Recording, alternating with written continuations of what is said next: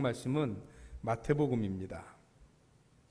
신약성경 마태복음 9장 31절에서 38절까지 말씀입니다.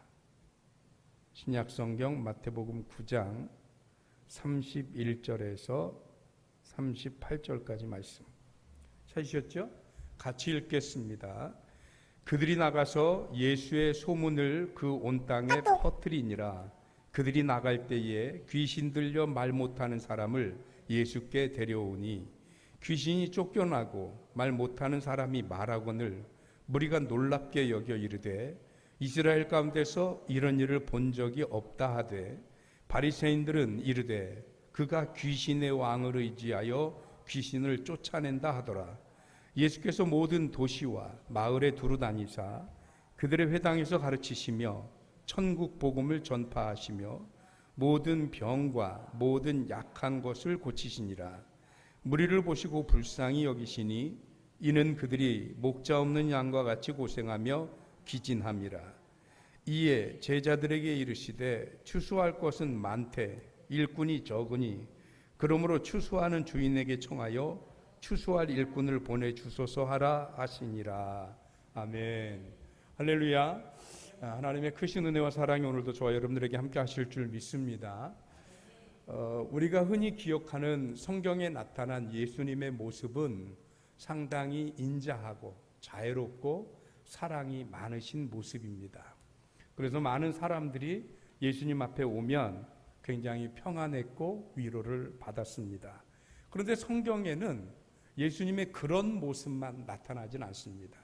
가끔은 의외의 모습도 보여주셨는데, 예를 들자면 예수님이 예루살렘 성전에 종려주일 이후에 마지막에 입성하셨을 때 그때 성전에서 어떻게 했어요? 장사치들이 장사하고 성전을 오염시켰어요. 그랬더니 그 가판을 다 둘러엎고 화를 내시며 분노하시는 예수님의 모습도 보여주셨다라고 하는 겁니다. 그 분노뿐만이 아니죠. 예수님이 바리새인들을 향해서 야단치실 때는 아주 원색적인 표현으로 아주 격하게 야단치시는 그런 감정적인 모습도 보이신 적도 있습니다. 그런가 하면 나사로가 죽었을 때, 그때 예수님이 조금 늦게 간 것 때문에 미리 죽어 있었잖아요. 그렇다 보니까 그 나사로를 향해서는 눈물을 흘리시면서 너무나도 안타까워하셨습니다. 물론 예수님의 되게 인간적인 모습이다, 이런 거로 우리가 은혜를 받을 수도 있지만, 저는 이런 모습 속에서 무엇을 발견하느냐면, 예수님은 우리 인간들의 생사화복과 희노애락에 대해서 아주 깊은 공감을 하시는 분이구나. 대부분 사람들의 생활과 삶과 동떨어진 지도자의 모습이 아니고, 예수님은 정말 사람들, 정말 아무것도 아닌 민초들의 삶을 헤아리셨고, 그리고 그것에 대해서 아주 깊이 공감하시는 분이구나 하는 것을 깨닫게 됩니다. 그렇게 관점으로 보면 예수님이 표현하는 거, 말씀하시는 거 하나하나가 우리에게는 좀 다른 모습으로 다가올 수 있습니다. 왜냐하면 우리의 삶을 충분히 헤아린 그분의 표현이고 그분의 언어이고 그분의 방식이기 때문에 도대체 예수님은 무엇을 어떻게 보시고 이렇게 말씀하시는 걸까 하는 생각이 들거든요. 그런데 오늘 성경에서 예수님은 예수님에게 찾아와서 예수님이 치유하고 고쳐주고 귀신을 쫓고 복음을 전하는 이 모든 말씀들에 대해서 듣고 있는 이 무리들을 굉장히 안타까워하시고 불쌍히 여기셨습니다. 예수님은 이 무리들을 왜 불쌍히 여기셨을까? 도대체 예수님이 이 무리들에게서 느꼈던, 공감하셨던 그 감정은 무엇이셨을까 하는 궁금증이 생깁니다. 그래서 이 궁금증을 알려면 먼저 오늘 34절, 제가 더 뒤에다가 띄워놨는데 집사님 34절 같이 읽겠습니다. 34절 바리새인들은 이르되 그가 귀신의 왕을 의지하여 귀신을 쫓아낸다 하더라. 물론 요 앞에서 예수님께서 많은 병자들의 병을 고쳐주고 귀신을 쫓아내고 이런 일들을 많이 보였습니다. 그러니까 많은 사람들이 예수님을 따라가요. 그러니까 바리새인, 여기는 그냥 바리새인들이라는 집단 하나를 얘기했지만 이 바리새인들이라고 하는 표현 속에는 당시에 종교적이고 사회적이고 그리고 지적인 지식인들, 또 사회 리더층, 지도층들을 거의 포함하고 있는 표현이라고 봐도 과언은 아닙니다.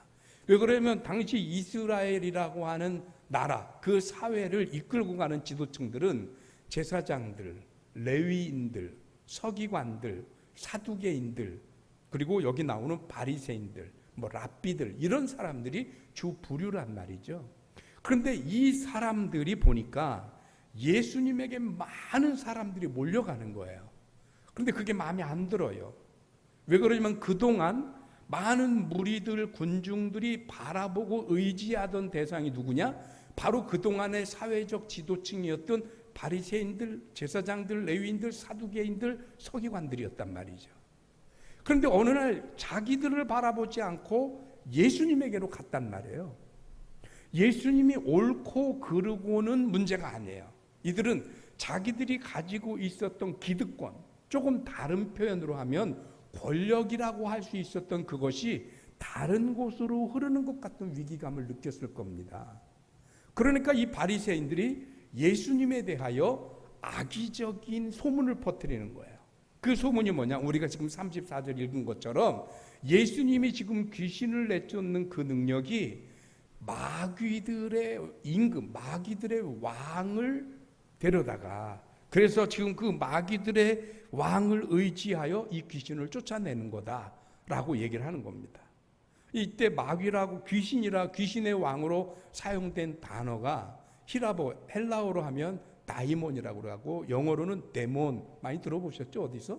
그렇죠? 애들 만화 영화 안에도 데몬 이런 거 가끔 나오잖아요. SF 영화 이런데. 이 악마, 악령이라고 표현되는 말입니다.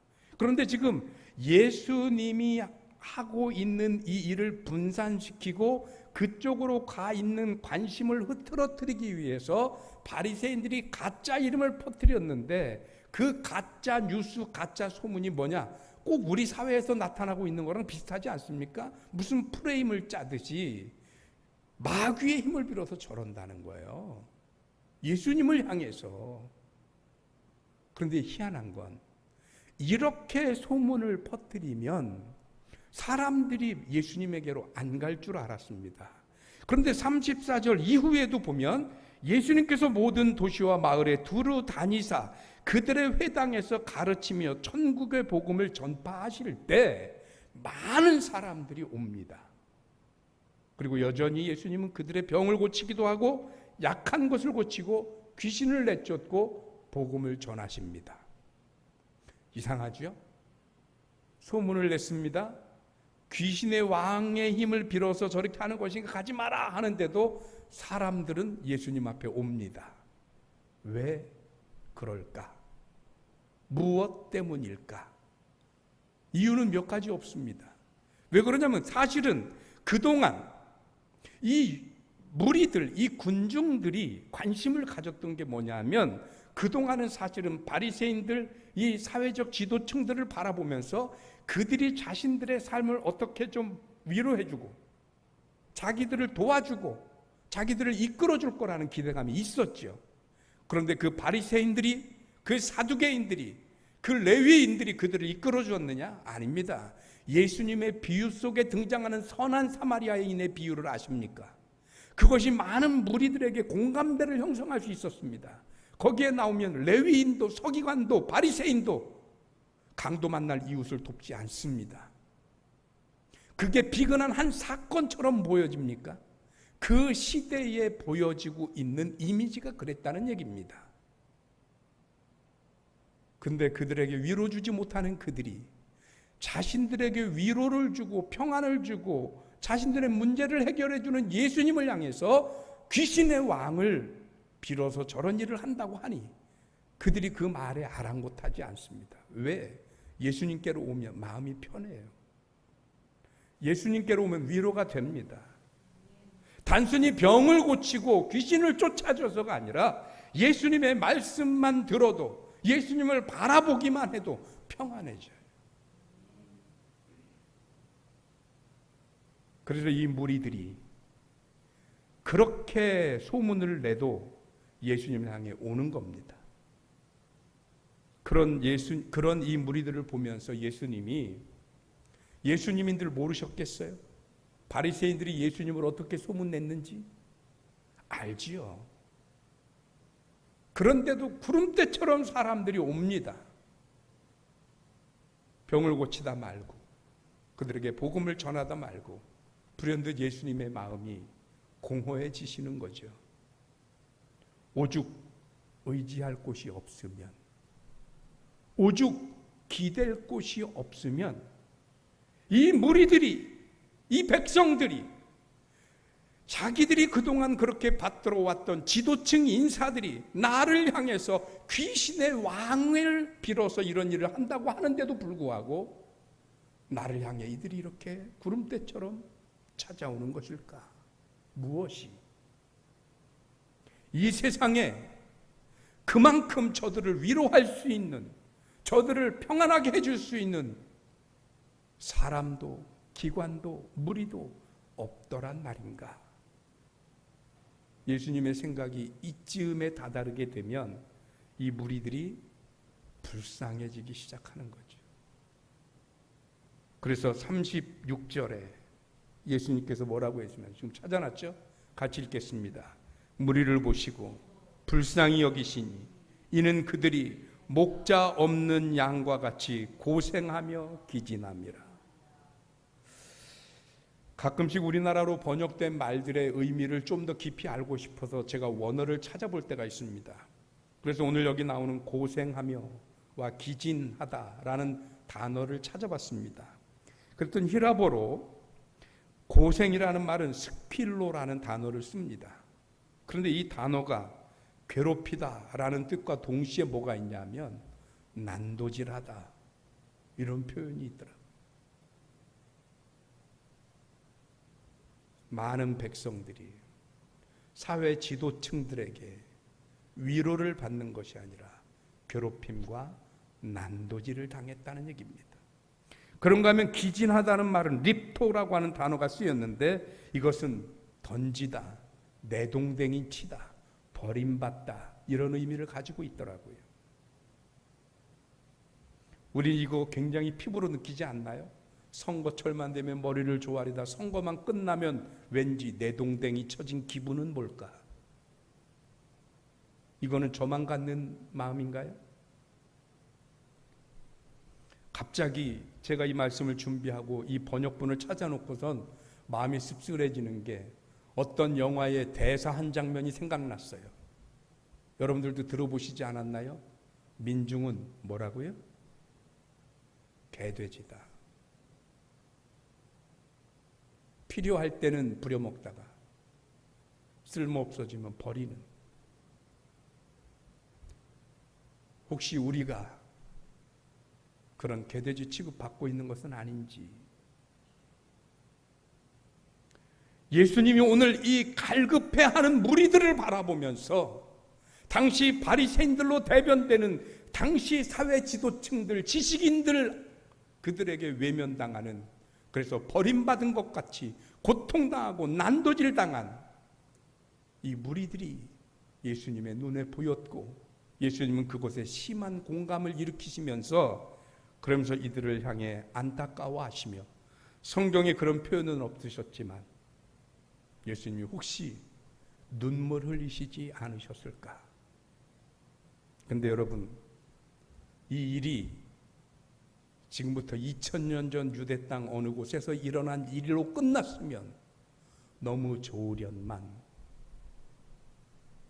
2000년이 훌쩍 넘은 2020년의 대한민국 땅에 만약에 오늘 성경 말씀, 오늘 제가 나누고자 하는 설교 제목이 예수님이 오신다면인데, 예수님이 우리나라, 우리 땅, 우리 사회에 오신다면 예수님이 우리 군중들을 바라보면서 어떤 감정을 공감하셨을까 하는 생각을 해보게 되면 그때나 지금이나 크게 달라지지 않았을 것 같은 생각이 듭니다.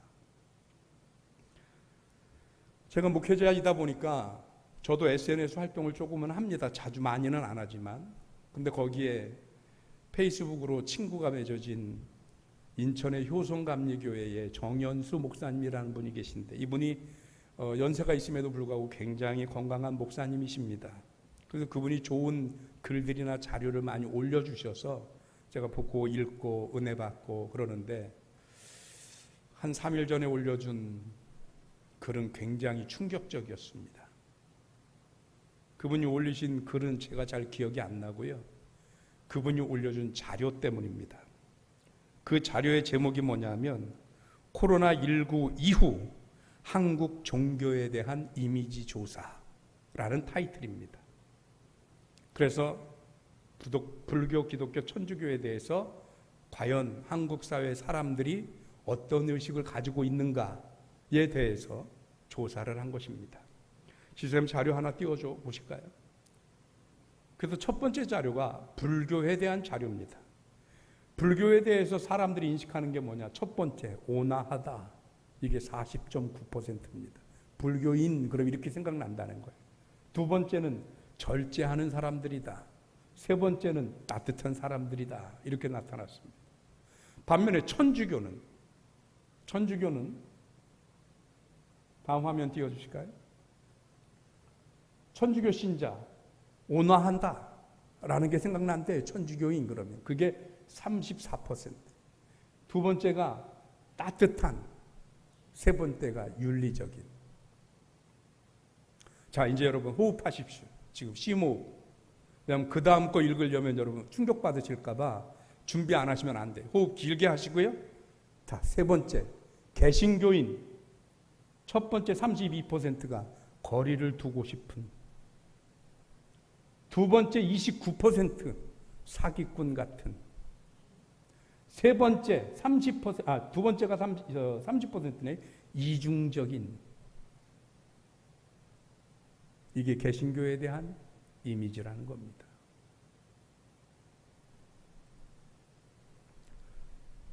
이 자료를 제가 보면서 한동안 마음이 너무 심란했습니다. 어려웠어요. 그러다 문득 그런 생각이 드는 거죠. 왜 심란한데? 왜 어려운데? 그렇게 예상하지 못했나? 왜냐하면 우리는 우리끼리 우리를 바라보기 때문입니다. 교인의 눈으로 교회를 바라보고, 목사의 눈으로 교인을 바라보고, 목사의 눈으로 목사를 바라보고, 교인의 눈으로 교인을 바라보고, 교인의 눈으로 교회를 바라보고, 교인의 눈으로 목사를 바라봅니다. 팔은 안으로 굽지요. 우리가 좋은 대로 해석하고, 우리가 좋은 대로 생각하고, 우리가 좋은 대로 그려나가지요. 그러다 보니까 우리가 저렇게 세상에 비춰지리라고 도저히 납득이 안 되고 용납이 안 되니까 저런 발표를 보면 저도 용납이 안 됐어. 그래서 혹시 이 목사님이 도대체 어디서 이런 자료를 듣도 보도 못한 자료를 올리셨나 싶어서 인터넷 이곳저곳을 찾아봤습니다. 이것의 뿌리를 찾느라고. 그랬더니 꽤 여러 곳에서 다루어지고 있었습니다. 집사님 그거 나중에 보여주셔야 돼요. 꽤 여러 곳에서 다루어지고 있었습니다. 안타까웠습니다. 우리만 우리를 몰랐습니다. 세상 사람들은 우리를 지금 저렇게 바라보고 있다는 얘기입니다. 비로소 여러 가지 문제들이 꿰맞춰지기 시작했어요. 어떤 문제냐면 오늘날 교회들이 교회의 프로그램이나 아니면 목회계획을 세우거나 교회의 여러 가지 이벤트를 할 때 보면 언제부터인가 안 믿는 사람들을 대상으로 한 이벤트가 적어지고 줄어들고 없어지기 시작했습니다. 그리고 교회가 무슨 선교, 전도 뭘 한다는데 대부분 초대하는 대상이 누구냐면 다른 교회 사람들이나 다른 교회 다니는 사람들입니다. 전도의 방향이나 전도의 목표 자체도 그런 사람들입니다. 오늘 여러분들에게 부탁드리고 싶습니다. 그래서 우리 이렇게 기도하지 맙시다. 좋은 일꾼 보내주시옵소서. 아니요. 우리가 일꾼 돼야 되는 거고요. 안 믿는 성도들을 전도해야 되는 게 우리의 사명이지 다른 교회 다니는 누구 엄청난 사람이 와가지고 여기를 어떻게 해준다고요? 이건 전도도 아니고 선교도 아니고 사명도 아닙니다. 여러분 우리 그렇게 기도하지 맙시다. 차라리 주여 나를 좀 복종시키셔서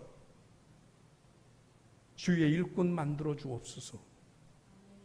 내가 일꾼 될지언정. 보내달라고요? 그분이 오는 거기는 어딘데요? 그러다 보니까 교회 역시 빈익분 부익부, 신도시 지역 가면 한 집걸로 하나씩 교회입니다.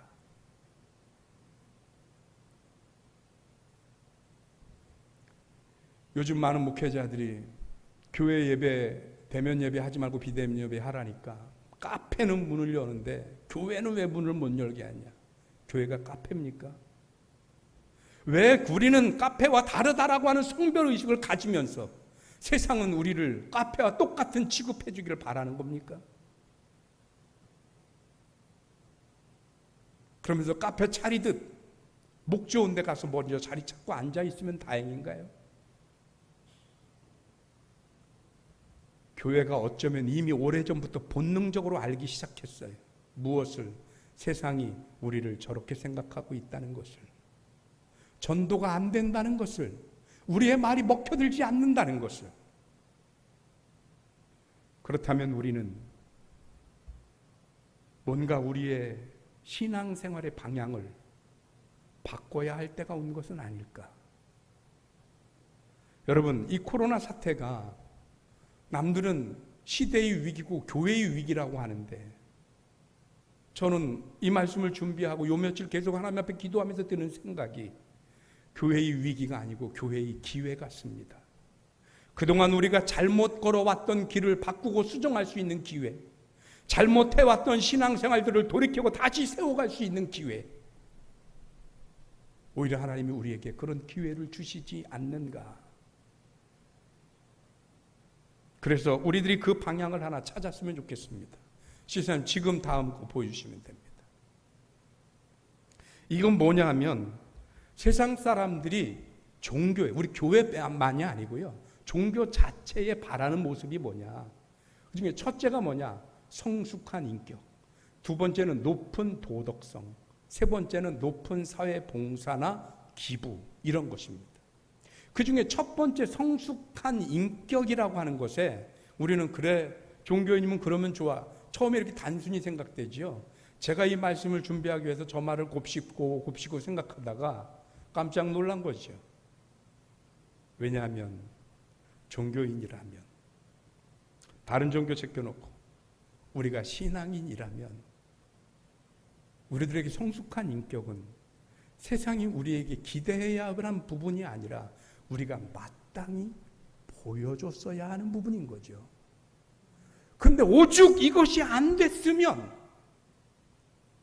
세상이 교회에 대하여 또는 종교에 대하여 기대하는 게 성숙한 인격. 너희들이 천국을 말하고 복음을 말하고 구원을 말하기 전에 먼저 인간이 됐으면 좋겠다, 이런 뜻은 아닐까. 두 번째가 높은 도덕성입니다. 저렇게 생각이 되니까 제가 좀 마음에 또 여러 가지 생각이 드는 게, 높은 도덕성?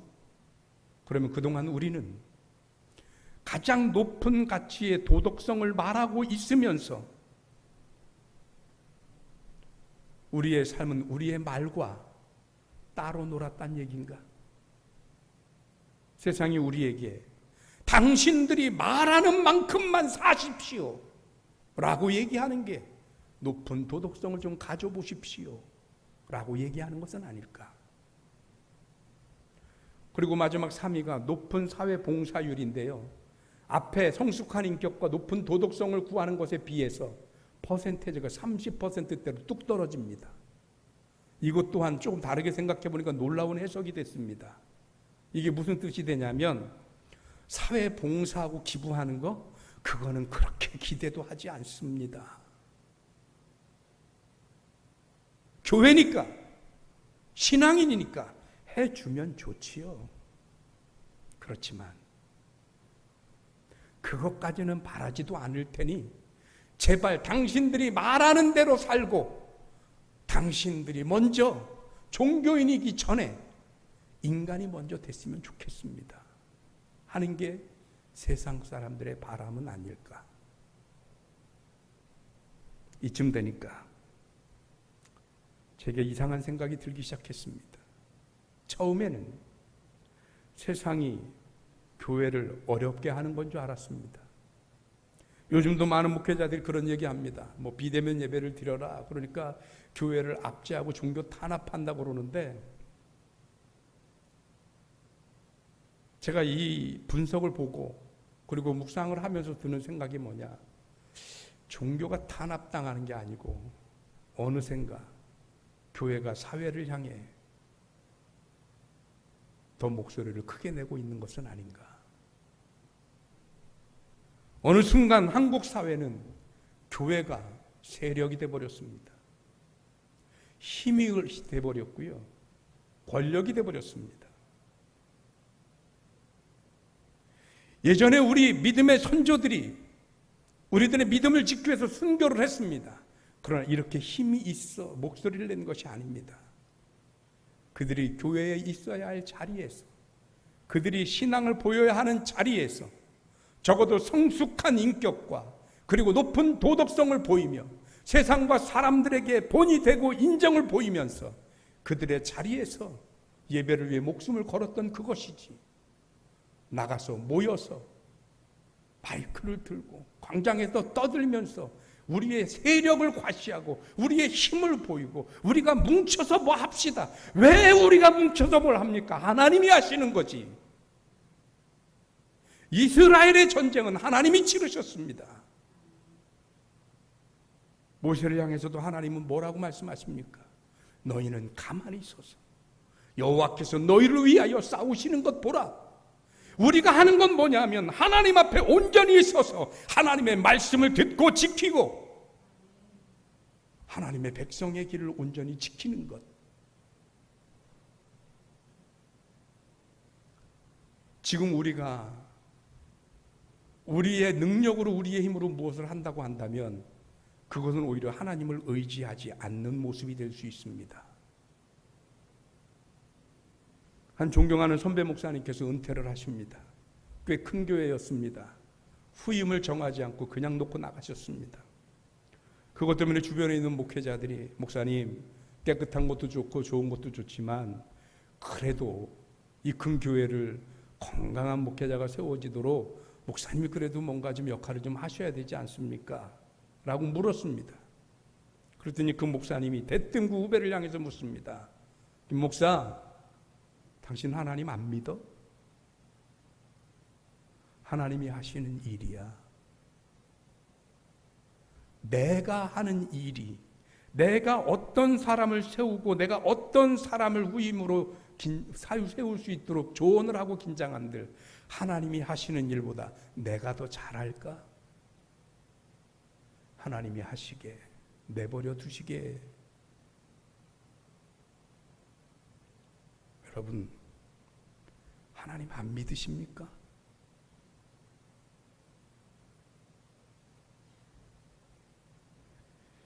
(2020년) 만일 예수님이 이 땅에 다시 오신다면 2000년 전 그날 유리나는 양떼처럼 고생하고 기진맥진한 그 무리들을 보는 것과 똑같은 마음으로 예수님은 세상과 안 믿는 자들을 바라보면서, 왜? 우리는 그분들을 전도해야 될 사람들이잖아요. 그게 우리의 사명이잖아요. 그런데 우리는 그분들을 전도하기는커녕 바리새인들처럼 그분들에게 고생시키고 무겁게 하고 어렵게만 하고 있는 것은 아닐까. 제가 선교지에서 오래도록 사역을 했기 때문에 멕시코에 가끔씩 찾아오는 단기 선교팀들을 맞이할 때가 있습니다. 그 단기 선교팀들이 다 그런 것은 아닌데 제가 보기엔 절반 이상이 그 단기 선교팀이 다녀가면 선교지의 교인들과 현지인 목사님이 후유증을 한 3개월에서 5개월 정도 후유증을 알아요. 단기 선교팀은 불과 한 4박 5일, 5박 6일 왔다 가요. 그런데 왔다 가는 동안 선교지에 있는 교인들과 그리고 현지인 목회자가 그걸 거의 서포팅을 하고 도와주고 활동하게 해주거든요. 근데 그러면서 용기를 얻고 위로를 얻고 이래야 되는데 그게 아니고 시험에 들어요. 왜 그러냐면 뭐 다는 아닙니다. 절반에 가까운 사람들, 아니 절반 좀 넘는 분들인데 그분들이 선교팀에 이제 단기 선교를 오면 첫째, 온갖 IT 기계를 다 구비해 가지고 옵니다. 핸드폰, 아이패드, 노트북, 카메라, 뭐 온갖 것. 그리고 그들은 단기 선교를 와서 뭐 하기를 원하냐면 체험 삶의 현장을 찍으러 온 것 같아요. 뭐만 했다 그러면 찍고 카메라 돌리고 이러면서 그냥 뭐 재밌는 거예요. 근데 그것이 그들에게는, 그 현지인 교인들과 현지인 사역자에게는 매일 반복해야 하는 일상인 거예요. 그런데 히히덕거리면서 뭐 웃다가 뭐하다 그러면서 일이 진행이 되는 게 아니고 오히려 일이 저질러질 때가 더 많아요. 현지인 교인들의 일이 2배, 3배로 늘어날 때가 많습니다. 사람들은 많이 모여요. 동네 사람들은. 왜? 먹을 것 주고 옷 주고 학용품 주고 뭐 많이 주니까 많이 와요. 그런데 이 단기 선교팀이 떠나가면 가서 다시는 안 와요. 왜? 그 사람들도 압니다. 먹을 게 좋아서, 물건이 좋아서 오긴 했지만 거기서 그들이 본 거는 자신들의 사는 것을 자랑하는 사람들을 봤지 자신들을 위해서 눈물을 흘려주는 사람들을 보질 못했어요. 그 현지인들은 다시는 안 옵니다. 먹을 것 줄 때만 옵니다. 그리고 그들이 아침이면 선교하러 나간다고 하는 그 꾸리는 걸 보면요, 무슨 화생방 훈련하는 사람들처럼. 멕시코 태양이 뜨겁잖아요. 선글라스 끼고 무슨 선캡을 쓰고요. 그다음에 무슨 선블럭 뭐 UV 코팅하는 뭐 그런 거 바르고, 지금은 뭐 코로나 때문에 마스크 하지만 그때는 코로나도 없었는데 눈만 크게 겨우 나오도록 온몸을 칭칭 싸매고 동동 동여매고 그리고 나가는 거예요. 그래서 심지어 현지인 그 원주민들이, 그들이 오면 이분들이 미국 사람인지 한국 사람인지 구분이 안 돼요. 너무 칭칭 동여매고 있어서. 그리고는 왔다가 갑니다. 선교가 일어나요? 무슨 선교가 일어나요? 그래서 제가 그곳에서 한 2-3차례 단기 선교팀들을 맞았다가 다시는 저와 저희 교회를 통해서 단기 선교팀을 맞은 적이 없습니다. 너무 힘들어하는 거예요. 현지인 선교사, 현지인 목회자들이. 제가 갑자기 이 얘기를 왜 하는지 아십니까? 그것이 선교지에서만 일어나는 일인 줄 알았습니다. 그런데 한국 교회에 들어와 봤더니 한국 교회에서는 매주 그 비슷한 정도의 차이는 있는지 모르는데 현상들이 발생을 하고 있더라고요. 우리는 과연 안 믿는 저들에게 복음을 전하려는 의지가 있는 것일까? 마음이 있는 것일까? 그렇게 쌀쌀맞게, 그렇게 이기적으로, 그렇게 비상식적으로 대하면서 과연 저들이 우리의 얘기를, 우리가 전하는 복음을 들을 거라고 우리는 생각을 하고 있는 걸까?